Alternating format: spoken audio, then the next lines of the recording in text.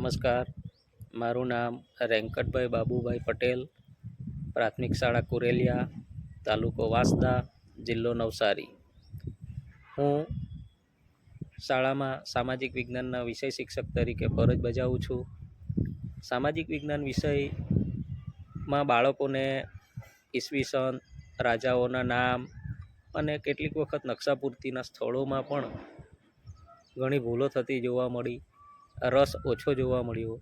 તેથી આ વખતે મેં બાળકો સારી રીતે નકશાપૂર્તિ કરી શકે તે માટે ઇનોવેશન કરવાનું નક્કી કર્યું, જેની શરૂઆત 1 જુલાઈ 2024થી મેં શરૂઆત કરી છે।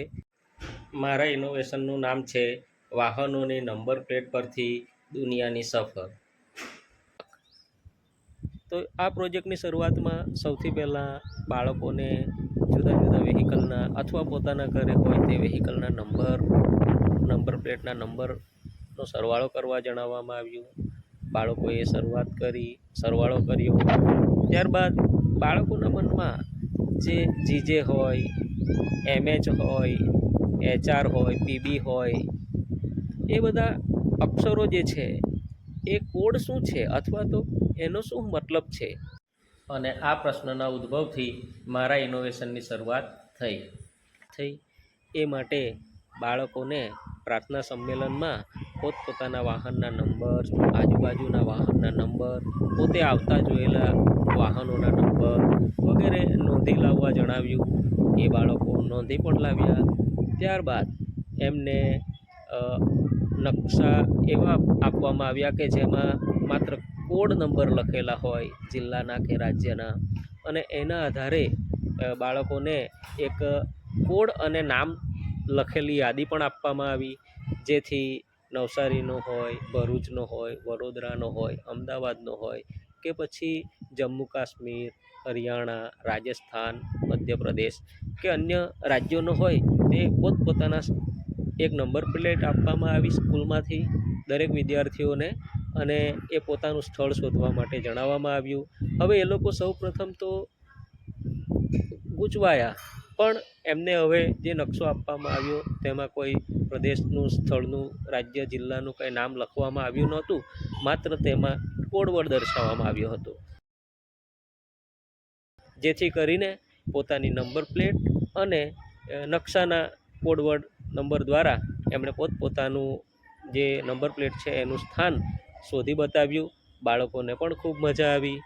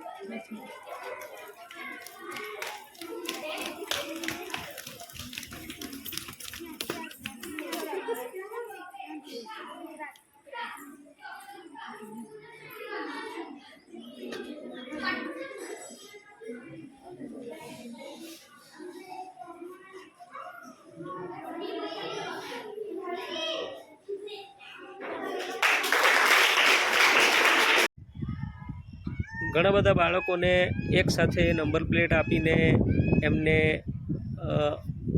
અલગ અલગ જગ્યાએ ફરવાનું કહેવામાં આવ્યું। પછી કોઈ વ્યક્તિ, કોઈ વિદ્યાર્થી એ બાળકને ઊભા રાખીને એમની નંબર પ્લેટ પૂછે, ક્યાંથી આવ્યા છો, ક્યાં જવાના છો, કયા રસ્તે આવ્યા છો, એ રીતની પણ રમત રમાડી તો બાળકોને ખૂબ મજા આવી, અને સાથે સાથે એ લોકોને જાણતા અજાણતા સ્થળના નામ પણ યાદ રહી ગયા અને RTOના કોડ પણ યાદ રહી ગયા। ત્યારબાદ બાળકોને એક બીજી રમત પણ રમાડવામાં આવી।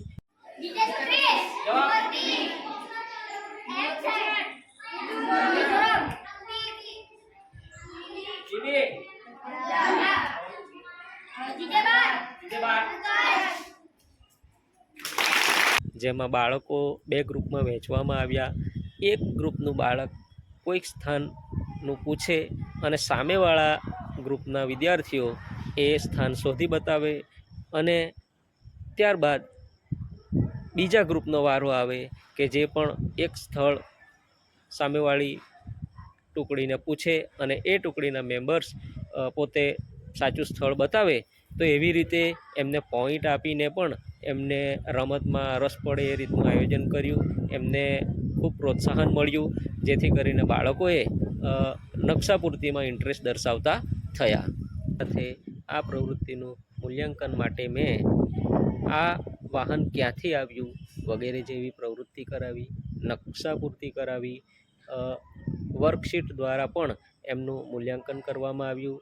જેમાં મારા સ્કૂલના 7મા અને 8મા ધોરણના કુલ 48 બાળકો છે, તેમાંથી 40 બાળકોએ રાજ્યોના નામ બતાવી શક્યા, 41 બાળકો જિલ્લાના નામ બતાવી શક્યા, 36 બાળકો મહાનગરપાલિકાના નામ બતાવી શક્યા અને 20 બાળકો કેન્દ્રશાસિત પ્રદેશોના નામ બતાવી શક્યા. જે ઘણો સારો એવો ફાયદો અમને જોવા મળ્યો આ પ્રવૃત્તિથી. તો હજુ આ પ્રોગ્રામ જ્યારે ચાલુ છે ત્યારે હજુ વધારે બાળકો આ સ્થળોની જાણકારી પ્રાપ્ત કરશે અને નકશાપૂર્તિમાં એમને ખૂબ જ ઉપયોગી થશે. એ રીતના અમારું આયોજન છે એ સારું અને સફળ રહ્યું એવું માનવું યોગ્ય ગણાશે.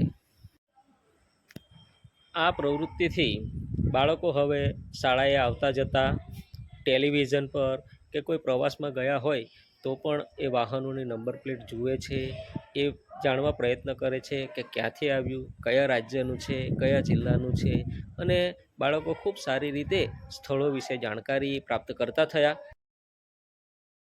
હવે ઘણી જગ્યાએ એ લોકોને લાલ કલરની, લીલા કલરની, બ્લુ કલરની, વ્હાઇટ કલરની, પીળા કલરની એવા કલર કોડવાળી નંબર પ્લેટ પણ જોવા મળી. તો જેના આધારે એમને એ પણ સમજાવવાનું કામગીરી અત્યારે હાલ ચાલી રહી છે કે પીળા કલરની જે નંબર પ્લેટ છે એ કોઈ ટ્રાન્સપોર્ટેશનને લગતા વ્યવસાયદાર વ્યક્તિઓ એ લગાવતા હોય છે, જ્યારે વ્હાઇટ કલર છે એ પોતાનું ખાનગી વાહન માટે ઉપયોગી છે. લાલ કલરની નંબર પ્લેટ જે છે એ કોઈ નેતા, રાજકારણી, કોઈ વિશિષ્ટ વ્યક્તિઓની હોય છે. તેવી જ રીતે લીલા કલરની જે નંબર પ્લેટ છે એ પ્રદૂષણ રહિત એટલે કે EV ઇલેક્ટ્રિક વેહિકલની નંબર પ્લેટ છે. એ રીતની માહિતી આપીને એમને હજુ વધુ જાણકારી આપવાના પ્રયત્ન થઈ રહ્યા છે. બાળકોને ખૂબ મજા આવે છે, નવું જાણવાનું મળે છે અને નકશાપૂર્તિમાં હવે વધુ રસ પડતો થયો છે. આપ સૌનો ખૂબ ખૂબ આભાર.